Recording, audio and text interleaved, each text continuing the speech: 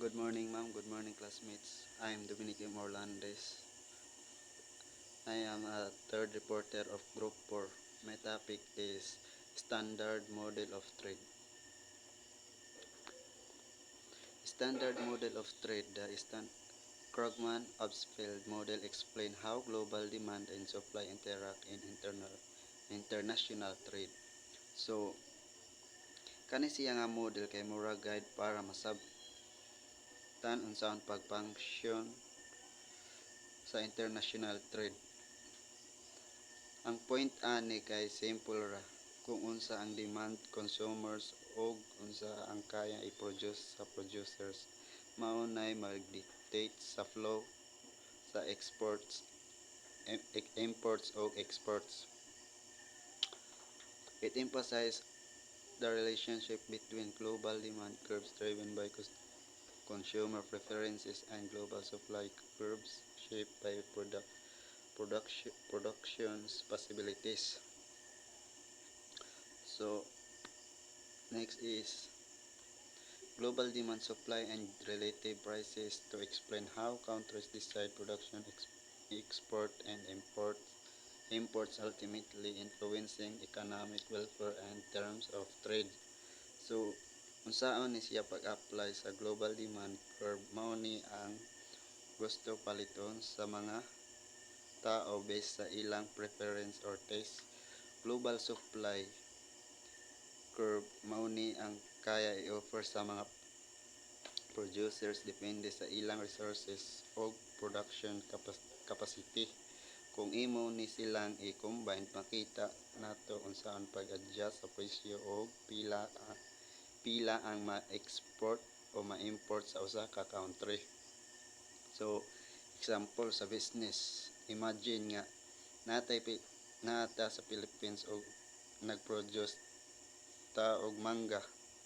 Ang demand sa Japan ug Korea para sa Philippines mangoes taas kay unique ug lami.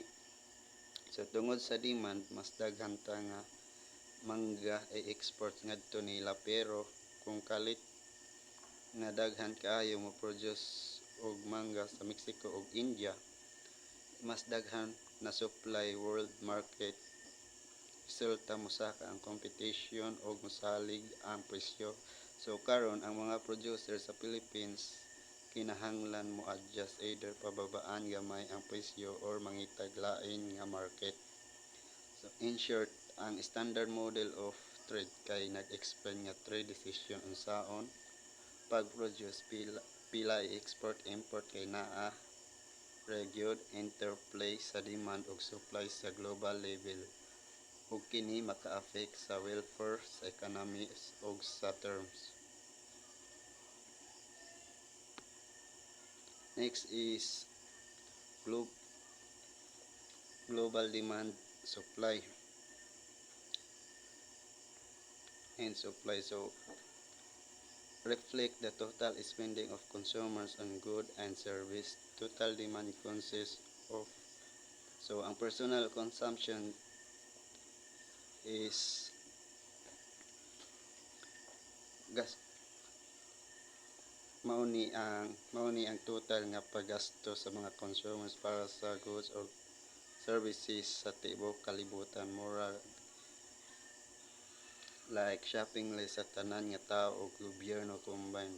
So personal consumption is gasto nato sa pagkaon, damit, gadgets, or ang investment gasto sa negosyo para mo grow, like magtukod og factory o mobile og new machines.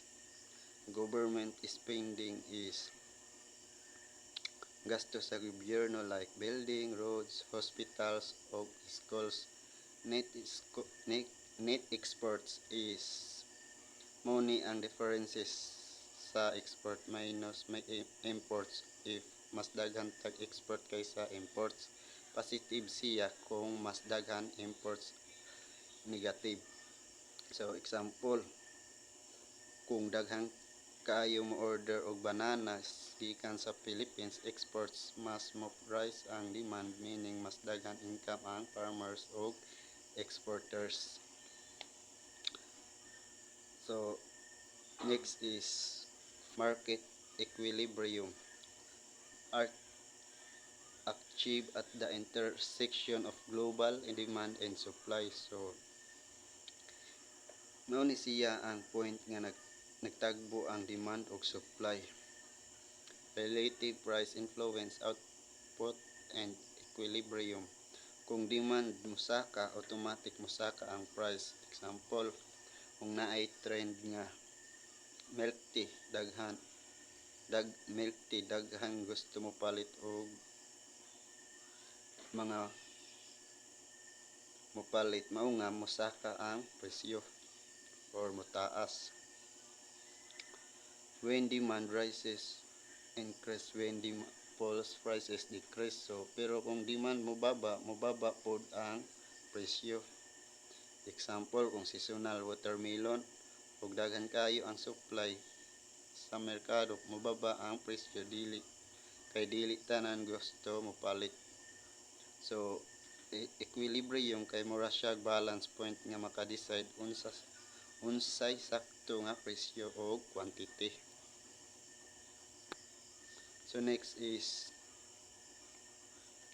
supply curve and shifts. So quantities supply depends on price. So kung taas ang presyo, mas daghan suppliers mo produce kay mas dako man sila kita.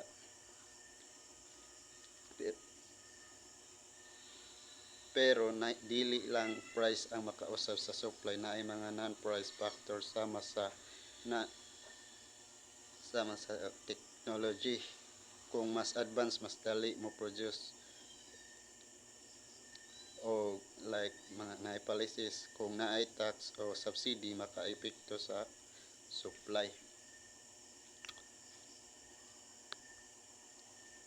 So next is production possibility transport air. So each country produces two goods, commonly food and clothes. So murag ang kuan PPF kay murag curve nga nagpakita unsa ang possible nga production sa usa ka country. Kung duha ka goods iyang i-produce, usually food o cloth ang mukuan. So the example, ang curve nagpakita sa trade off between goods. Kung mas daghan kag himuon nga cloth, automatic mas gamay imong food nga mas ma-produce o vice versa. Ang actual production depends on relative prices. It is a price of cloth versus food. So magdepend gyapon sa relative price. Example, kung magtaas ang presyo sa cloth kaysa food, mas daghan mo focus sa cloth production. So example, kung ang Philippines maka-produce og rice o clothes, kung mas taas ang presyo sa rice sa world market, mas daghan ta mo produce og rice kaysa sa clothes kay mas dako ang kita. Next is value lines. Show combination of goods that yield the same value of output. Kini nga lines kay nagpakita sa combination sa goods nga parehas ra ang total value. The slope of value equal relative price PC divide PF. So ang slope ani nagpresenta sa relative price. Halimbawa, presyo sa cloth divided by presyo sa food. So best production occurs where the PPF is tangent to an value line. Ang best production point makita kung asa ang PPF mag-tangent sa value line, kay mao na ang pinaka optimal nga allocation sa resources. Example ani guys, kung ang combination sa 100 tons or rice o 50 bolts of clothes parehas ra value sa 80 tons rice o 70 bolts cloth nara ni sa isovalue line, pero ang pinaka best choice mao tong point nga maximize og profit given ang world prices.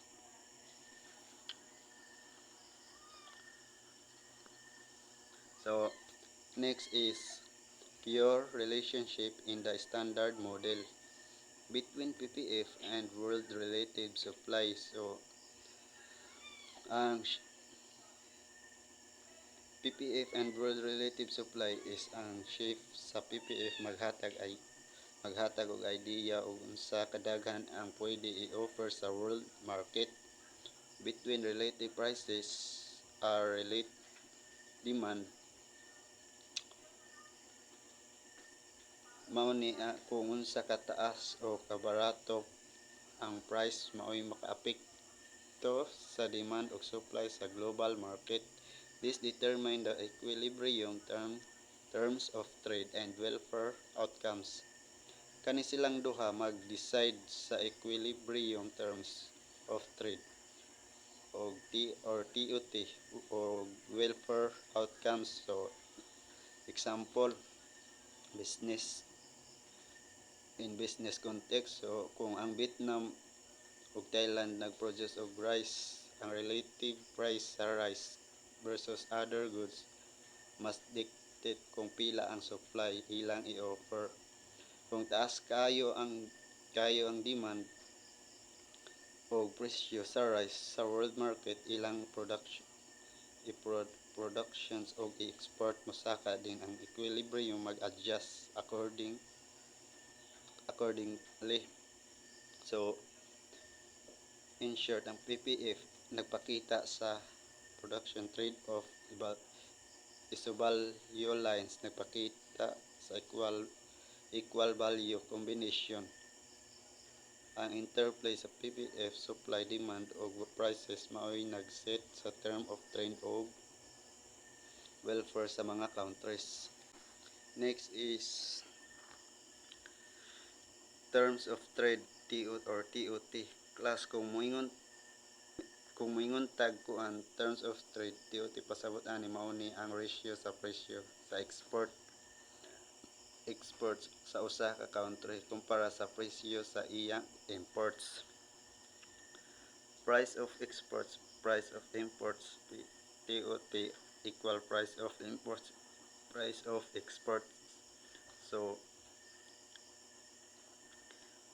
nay formula ani TOT equal price divide exports price divide imports. Kung taas ang presyo sa exports compared sa imports, taas ang TOT. Kung ubos ang presyo sa export compared sa imports, ubos ang TOT. So pasabot aning TOT kay nagpakita kung pila ka imports ang makuha sa usa ka country per unit sa iyang export. Example, kung ang Philippines mag-export og bananas unya, iyang import kay oil. Kung ang presyo sa bananas mosaka, mas daghan oil ang ma-afford sa Pilipinas gamit lang ang same nga quantity sa bananas. Good for us. Pero kung ang presyo sa bananas mo baba, mas gamay ra ang ma-afford nga oil. So na impossible nga malugi gyud ta ni. So, yara ko to for